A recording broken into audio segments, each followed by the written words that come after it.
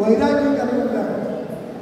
ఒకటి పురాణ వైరాగ్యం, దాన్ని ఒకటి పురిటి వైరాగ్యం, రెండోది పురాణ వైరాగ్యం, మూడోది శ్మశాన వైరాగ్యం. యేసుప్రభు చెప్పింది అదే. ఎవరన్నా స్త్రీకి అప్పట్లే పిల్లలు కన్నా తర్వాత మానవ ఏం చేస్తుందంట, అది తల్లి ప్రేమ. దాన్ని పురిటి వైరాగ్యం అన్నారు. ఏమన్నారు?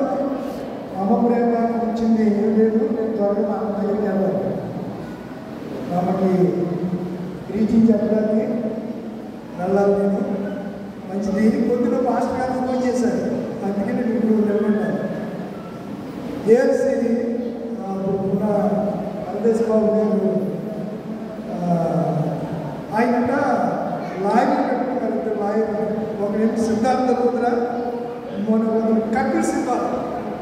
వాళ్ళిద్దరూ కూడా గంటకి 10 లక్షలు తీసుకుంటారు వకీలుగా వాదించి. గంటకి కేసు తీవ్రత నుంచి 10 లక్షలు మినిమం గంటకి. ఆ కేసు తీవ్రత ఎక్కువ అయితే 2 గంటలు అయితే 20 లక్షలు, 3 గంటలు అయితే 30 లక్షలు. చంద్రబాబు నాయుడు నిర్మించడానికి వచ్చాడు ఒకసారి. ఎవరు? సిద్ధార్థ లూథర్ అనే సుప్రీంకోర్టు న్యాయమూర్తి కాదు, అడ్వకేట్. న్యాయమూర్తి వేరు, అడ్వకేట్ వేరు. అయితే కేసు ఆయన అనుకూలంగా రాలేదు. జోసెఫ్ కురియన్ గారికి వచ్చిందండి. అయ్యారు మీరు ప్రార్థన, మీరు ఎప్పుడు చేశారు? ప్రార్థన చెప్పలేదండి, అందరూ ప్రార్థన చేశారు. ఇది గొప్ప విషయం. మన ఏఎల్సీ సోదరుడు తిమోతినా చెప్పారు, మెతుషేల అని చెప్పాడు కదా.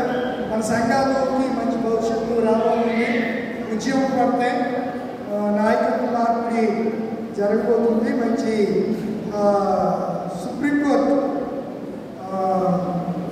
మాజీ న్యాయమూర్తి అయిన జస్టిస్ జోసెఫ్ కురియన్ గారికి ఏఎల్సీ బాధ్యతలు అప్పగించారు.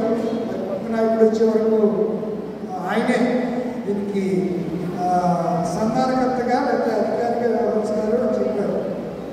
నేను తర్వాత ఆయన చెప్పాక బైబిల్ చదువుతూ ఈ అడ్వకేట్ గురించి యూట్యూబ్లో చూస్తే అప్డేట్ చేస్తున్నారు. అప్డేట్ వచ్చేస్తున్నాయి అప్పుడు. అందులో మనకు తెలియలేదు, ఎవరో చెప్తారు కానీ మనకు అనుభవం. ఒకసారి అది చూస్తే ఆ విషయాలన్నీ కూడా కొంతమంది పాస్టర్ మాట్లాడుతున్నారు. పాస్టర్ గారు కూడా ఫోన్ చేసి చెప్పారు. ఆ విషయంలోనే నేను చూశాను. ఈ న్యాయమూర్తులకి భారతదేశంలో గొప్ప గొప్ప న్యాయవాదులు ఉన్నారు. సిద్ధులని, సిద్ధార్థ, లూథర్, ఇలా కొంతమంది గొప్ప గొప్ప వాళ్ళు న్యాయవాదులు ఉన్నారు. వాళ్ళకి ఇంత డబ్బిచ్చి వాదించిన దేవుడు క్రైస్తవ సంఘానికి విజయించారు అని చెప్పి ఆయన చెప్తే నేను చూశాను. ఆశ్చర్యపోయానండి. గంటకి 8 లక్షల, గంటకి 10 లక్షలు అంట. అసలు సౌండే లేదు. ఏదేమైనా ఊరిలోని సంఘాల కొరకు, మన పాస్టర్ గారి కొరకు, మన సంఘాలు విజయం పడడానికి మనం ఏం చేయాలి? పూర్తిగా రాత్రి మరీ ముఖ్యంగా తల్లులు, మదర్స్ డే కదా, మీరందరూ కూడా సంఘాలను ఏం చేయాలి? ప్రార్థన చేయాలి. ఆ విషయం చెప్పడానికి ఇక్కడ నిలబడినందుకు మంచిది. ఇంటికి తప్పకుండా ప్రార్థన చేయండి. మరొకసారి మీ అందరికీ మదర్స్ డే, మా తల్లి సమానులైన మీ అందరికీ, బిడ్డలు కలిగినటువంటి సోదరులుగా ఉంటున్న తల్లులకి అందరికీ కూడా హృదయపూర్వకమైన మదర్స్ డే శుభాకాంక్షలు తెలియజేస్తున్న దేవుడు సార్. ఒకసారి ప్రియమైన సంఘస్థులారా, ఈ ఆరాధన అంటాము ఒక 10 నిమిషాలు మగవాళ్ళందరూ కూడా ఉండవలసిందిగా కూర్చున్నాం. అకౌంట్ చర్చ అకౌంట్ మీద తేడా వచ్చిందంట. మనీ తీసివేయడం జరిగింది. మళ్ళీ కొత్త అకౌంట్ ఓపెన్ చేయడమా లేదా దాన్ని రెన్యువల్ చేయించడమా గురించి మాట్లాడడానికి పెద్దవాళ్ళందరూ కూడా చర్చ అయిన తర్వాత ఉండవలసిందిగా కూర్చున్నాం. మంచిది. సిఆర్ గారు ప్రత్యేకమైనటువంటి రీతిలో మీ అందరికీ మదర్స్ డే సందర్భంగా శుభాలు తెలియజేశారు.